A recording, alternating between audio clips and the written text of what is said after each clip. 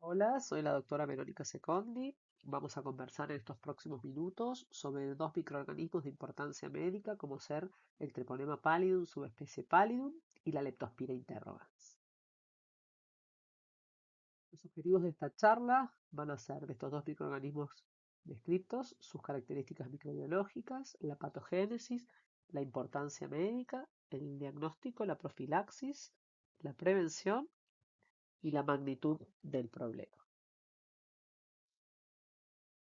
Taxonómicamente pertenecen al orden de las espiroquetas. Dentro de estas tenemos dos familias, la familia Espiroquetas, donde el género Treponema tiene como integrante al agente etológico Treponema pallidum, subespecie pallidum.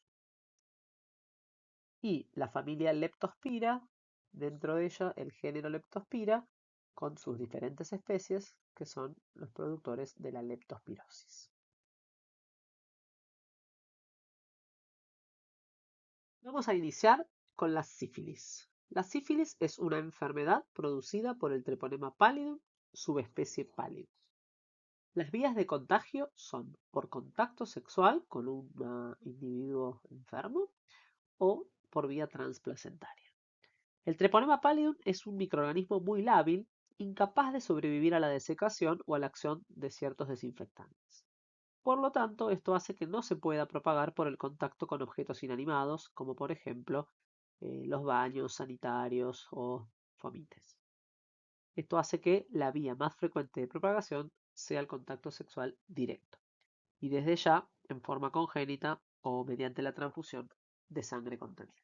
Tiene una distribución universal y a su vez es una bacteria microaerofílica o el Treponema pallidum ingresa al organismo por microabrasiones en ese contacto con el otro individuo. Por su alta motilidad, gracias a los endoflagelos, es una bacteria móvil con un movimiento majestuoso sin desarmar sus espiras. Se adhiere a los tejidos por la unión a fibronectina. Tiene una diseminación hematógena temprana. Produce una alteración vascular caracterizada anatomopatológicamente por una endarteritis obliterante. Tiene una membrana externa pobre en antígenos y al no presentar antígenos específicos de especie en esa superficie celular, es lo que le permite evadir al sistema inmunitario, pudiendo resistir también a la fagocitosis. Y con la adherencia a la fibronectina que comentábamos recién del huésped, permite la interacción directa con los tejidos de este. Están descritas al menos 5 hemolicinas. Tiene una persistencia crónica en el organismo y tiene ausencia de toxinas clásicas. Por lo tanto, el Treponema pallidum no destruye por toxinas, sino justamente por su capacidad de invadir, persistir y evadir la respuesta inmunitaria, siendo la respuesta inmune del huésped el principal responsable del daño tisular. La evolución clínica de la sífilis ocurre a lo largo de 3 fases. La fase inicial o primaria se caracteriza por las lesiones cutáneas, únicas o múltiples, que son las llamadas chancros. Esa zona, que es el chancro de inoculación, que es por donde penetra la espiroqueta, son lesiones que desarrollan habitualmente luego de 3 a 6 semanas, que sería el periodo de incubación. Como vemos en el esquema, ahí tenemos dos úlceras o chancros, una en el dorso del pene y otra en la cara interna del labio menor de la vulva, que son úlceras limpias, de borde sobrelevado, indoloras. Tengamos en cuenta que esto también puede encontrarse, por ejemplo, en la cavidad oral. Esto aparece primero como una pápula, pero luego se erosiona y se forma esta úlcera característica con el reborde sugestivo de sífilis. Si uno hiciera un examen histológico de esta lesión, veríamos claramente la endarteritis y la periarteritis, que son las características de las lesiones anatomopatológicas producidas por la sífilis. Esto sucede en cualquiera de sus fases. Los fagocitos lo que hacen es ingerir las espiroquetas y aunque suelen sobrevivir con abundantes microorganismos presentes en el chancro, la mayoría de los pacientes desarrollan dentro de esta sífilis primaria, aparte del chancro, la linfadenopatía satélite, que tendrá una ubicación en función de dónde fue la inoculación. Habitualmente, si el chancro está en zona genital, la linfadenopatía será inguinal, si fue en cavidad oral, será cervical. La úlcera se va a curar en forma espontánea en los próximos meses con restitución ad integrum. Es decir, que el paciente va a creer que se curó, cosa que no es así. Porque vamos a tener luego la sífilis secundaria que va a aparecer luego de 6 a 8 semanas de esa ficticia curación, donde la forma característica es un síndrome pseudogripal, con dolor de garganta, cefalea, mialgias, anorexia, linfadenopatías ya generalizadas, y un exantema mucocutáneo característico, donde también podemos tener afectación, como vemos en la imagen, de palmas y plantas de los pies. Esto es muy sugestivo del exantema mucocutáneo de la sífilis secundaria. Estas lesiones elevadas, que se pueden llamar condilomas planos, pueden aparecer en muchos sectores de nuestro cuerpo. Desaparecen también en forma espontánea en pocas semanas y el paciente pasa a la llamada fase de latencia, donde clínicamente tenemos una etapa inactiva de la enfermedad. Aproximadamente un tercio de los pacientes que no lleven tratamiento, ¿no? Porque cuando uno hace el diagnóstico y hace el tratamiento, corta con todo este ciclo de estadios y evolución clínica. Un tercio de estos pacientes sin tratamiento van a llegar al cuadro de sífilis terciaria. En la sífilis terciaria, nosotros acá sí ya vamos a tener lesiones que dejan cicatriz con destrucción tisular, donde las manifestaciones cutáneas de la sífilis son tubérculos o gomas sifilíticos. Tenemos también manifestaciones osteoarticulares como la periostitis, las artritis, sinovitis, o cardiovasculares como el aneurisma, la aortitis sifilítica, y las manifestaciones neurológicas, donde la llamada neurosífilis, donde acá sí podemos tener trastornos motores, como por ejemplo el tabes dorsal por la degeneración de las motoneuronas, o cuadros de demencia. Esto no es algo habitualmente diagnosticable porque por suerte en toda esta presentación clínica y estadios, recordemos que esto puede llevar desde un contagio a una sífilis terciaria pueden pasar claramente muchos años, con lo cual eh, en algún momento sería importante que hagamos el diagnóstico para cortar con este ciclo clínico. Tengamos en cuenta que en el caso de la sífilis congénita, las infecciones intrauterinas pueden producir una enfermedad fetal grave que puede producir desde infecciones latentes a alteraciones multiorgánicas con muerte fetal, como por ejemplo el estigma del neonato con sífilis congénita suele tener tibia sensable, dientes de Huntington, frente olímpica, alteraciones osteoarticulares muy importantes y más allá de eso, también un exantema macupapular generalizado, descamativo, ceguera, sordera, alteraciones cardiovasculares, son frecuentes en los niños que sobreviven a esa presentación inicial de la enfermedad. Por eso es muy importante el diagnóstico en la paciente embarazada.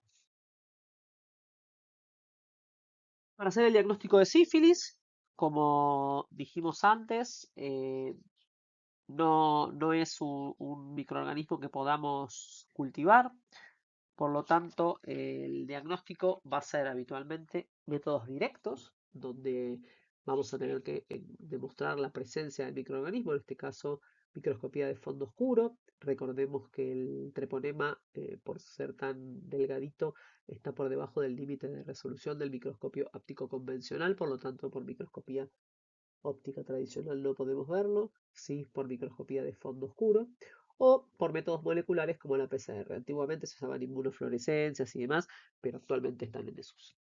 Y luego, si no, tenemos los métodos indirectos, es decir, todas las pruebas serológicas, donde en este caso en particular ahora vamos a desarrollar las diferentes pruebas específicas e inespecíficas que son las que vamos a utilizar para el diagnóstico de esta patología.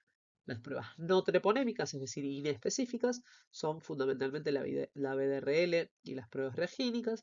Y las pruebas treponémicas tenemos la microhemaglutinación, la TPPA, o hoy por hoy en gran desarrollo las pruebas rápidas que nos ayudan mucho en ciertos cuadros, como por ejemplo la paciente embarazada.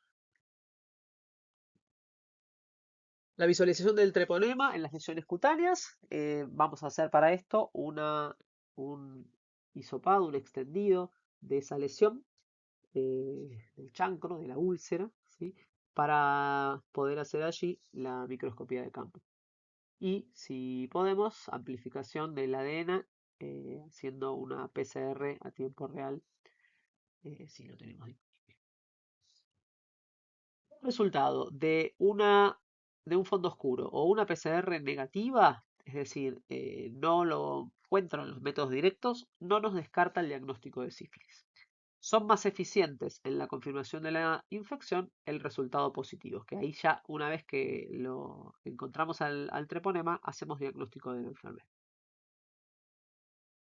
Respecto a la BDRL y a la reagina, es decir, a las pruebas no treponémicas, estas detectan anticuerpos IgG e IgM producidas frente a lípidos de células dañadas, reflejan la actividad, son ideales para monitorizar el tratamiento. Eh, Tenemos falsos positivos, fundamentalmente en pacientes con colagenopatías, también en el embarazo, eh, y el falso negativo en aquellos casos de fenómenos de persona que ahora vamos a ver.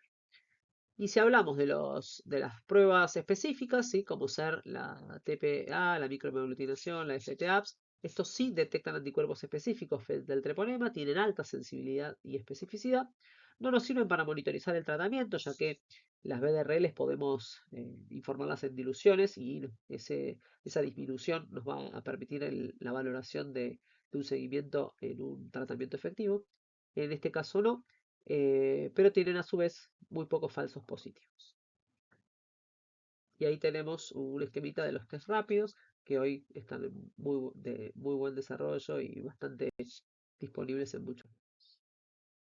La DDRL, como dijimos, consiste en detectar anticuerpos en el suero del paciente, pero partiendo de una determinación en suero sin diluir, a la cual la vamos a ir enfrentando a diluciones sucesivas y por eso nos va a permitir informarlo en diluciones. Y el aumento o la disminución en estas diluciones en pruebas sucesivas nos permite justamente valorar el tratamiento y o el estatus de la enfermedad.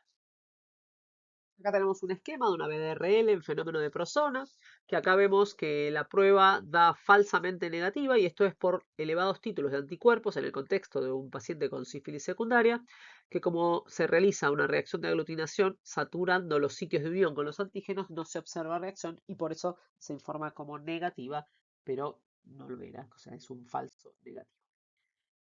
Cuando hablamos de las pruebas específicas, ¿sí? Como la microhemaglutinación, la hemaglutinación o la FTAPS o ELISA, se utilizan para la confirmación diagnóstica.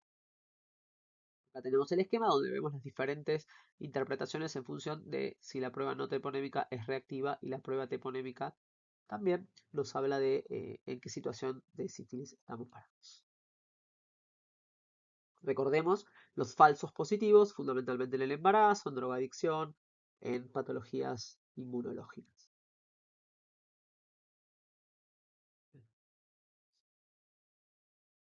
Tenemos dos algoritmos que se utilizan. Este es el algoritmo tradicional que se utiliza en todos los pacientes, donde hacemos una prueba no treponémica, una BDRL, y luego, si esto nos da positivo, la confirmo con una prueba treponémica. Si esta me da positivo, se confirma. Si esta me da negativo, se descarta. En el caso de los algoritmos inversos, lo que hacemos es iniciar con una prueba treponémica. En el caso de que esta me dé negativa, ya se descarta la sífilis. Pero si la prueba treponémica, recordemos que estamos en el algoritmo inverso, me da positivo o reactivo, por ejemplo, en el caso de las embarazadas, hay varios hospitales del gobierno de la ciudad donde están implementando directamente en las embarazadas este tipo de esquema. Y lo que hacen es iniciar el tratamiento una vez que tenemos la prueba treponémica positiva y luego se esperan las pruebas confirmatorias que en este caso se hacen al revés, es decir, la prueba no treponémica sirve como confirmación de la prueba treponémica, ¿sí? Si esto da positivo, se cuantifica y se confirma la sífilis. En ese caso se hace la estadificación clínica y se completa el tratamiento según corresponda. Pero recordamos que ese tratamiento ya había sido iniciado una vez que uno recibe el resultado de la prueba treponémica. En el caso de la prueba no treponémica nos dé negativa, se debe repetir una prueba treponémica por un método diferente.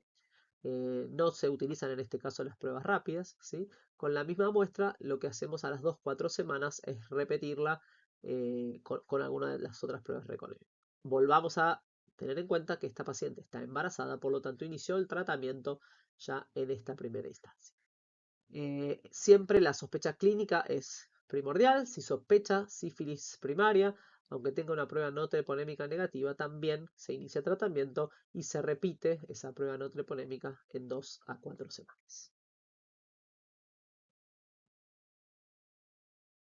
La sífilis es una patología que requiere educación sexual, uso de preservativo, detección y tratamiento temprano, control y tratamiento de las parejas sexuales. En toda esta etapa de educación tenemos que hablar de las conductas sexuales de alto riesgo, bueno, el uso de preservativo. Hay muchas cosas que conversar en esta población para tratar de evitar nuevos contagios, ya que hay muchas pacientes que justamente por estas conductas de riesgo, sobre todo en los hábitos sexuales, vuelven a contagiarse nuevamente sífilis. Tenemos pacientes a las cuales ya les hemos diagnosticado y tratado una sífilis y vuelven a consultar tiempo más tarde con una nueva infección de una nueva sífilis. Por lo tanto, las campañas de sensibilización y la facilitación al acceso a los servicios de diagnóstico, tratamiento y orientación en infecciones de transmisión sexual es primordial. Pasamos ahora a la leptospira con sus diferentes especies. En cuanto a su estructura, morfológicamente, tenemos una espiroqueta helicoidal fina y móvil de 0,1 a 6 a 20 micrones, con extremos en forma de gancho. Tienen motilidad gracias a 2 flageles periplasmáticos, no visible tampoco con microscopía convencional. Se cultiva como anaerobio obligado a una temperatura óptima de 28 a 30 grados en los medios de cultivo de Fletcher o Twin 80, que habitualmente de 6 a 18 horas desarrolla y una incubación que puede durar hasta 4 meses. Taxonómicamente tenemos gérmenes patógenos y no patógenos, están diferenciados en 24 especies según sus ácidos nucleicos. Esta clasificación fenotípica es diferente a la clasificación molecular, por eso tradicionalmente se han sido modificadas su inclusión dentro de la especie Leptospira internas. Respecto a la patogenia, puede producir una enfermedad subclínica o una enfermedad pseudogripal febril leve, o en el otro extremo de la opción patógena tenemos la enfermedad sistémica grave, descrita como enfermedad de Weil, donde tenemos una insuficiencia hepática, renal, vasculitis, miocarditis y puede en muchos casos producir la muerte. La gravedad de esta enfermedad tiene que ver con el número de microorganismos implicados en la infección y desde ya el estado inmunitario del huésped más la virulencia del germen, ¿sí? Desde el punto de vista epidemiológico, es una bacteria de distribución universal.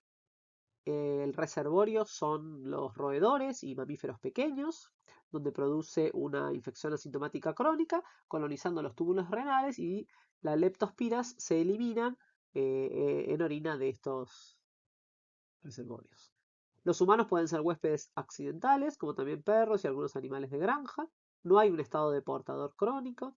Esa exposición también puede ser en situaciones recreativas, como en deportistas que hacen triatlón, en lagos o ríos que estén contaminados con orina de animales enfermos.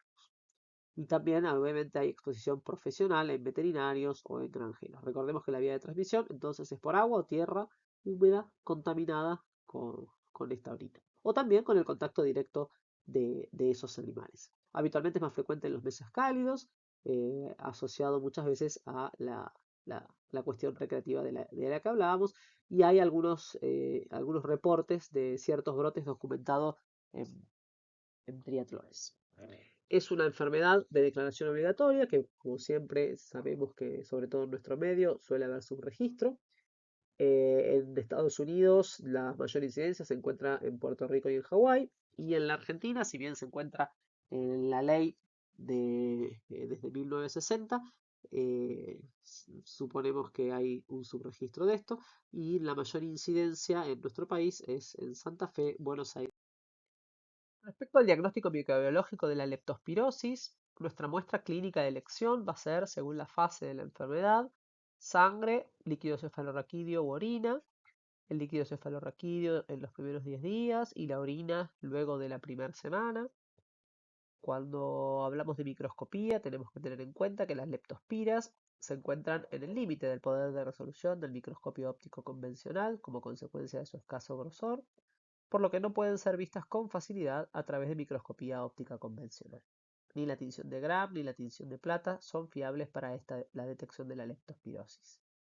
De todos modos, la microscopía de fondo oscuro, si bien es relativamente poco sensible y puede dar hallazgos, dar lugar a hallazgos inespecíficos cuando hay fragmentos celulares, no está disponible en la Argentina.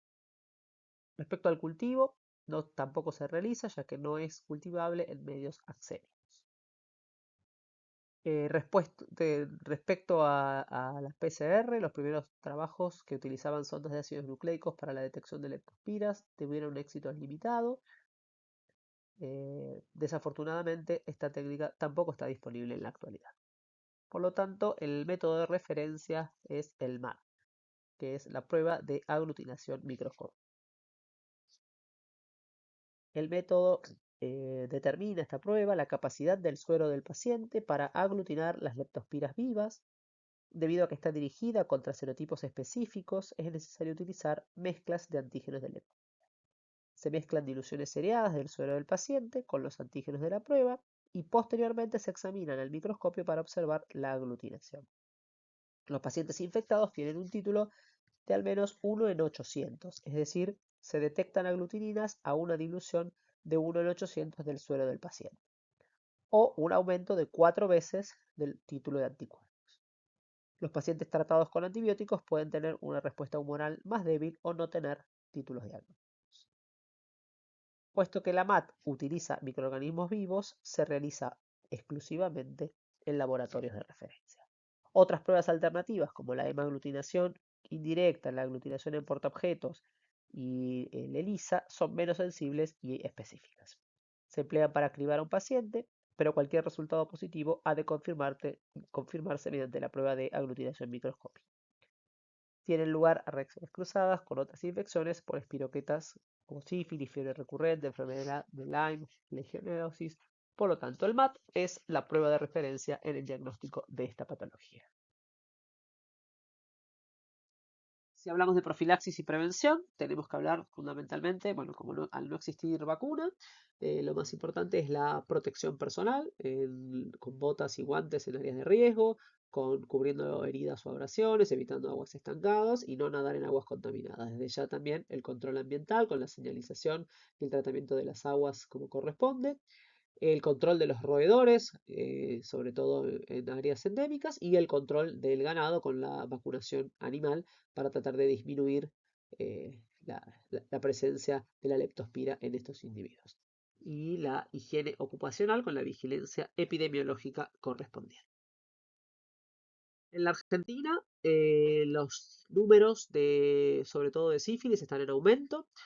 Tenemos en el reporte del 2023, en la población general, fíjense, del 2022, perdón, el 53 es la tasa por 100.000 habitantes de sífilis en los varones, 62 en las mujeres, que nos da un promedio cercano al 60% en ambos sexos. Y respecto a la leptospirosis, en el 2026, hasta la semana epidemiológica 5, ¿sí? Es decir, febrero de este año, se notificaron 310 sospechas de leptospirosis en el país, de los cuales 34 fueron clasificados como casos, 9 confirmados y 25 probables. Muchas gracias.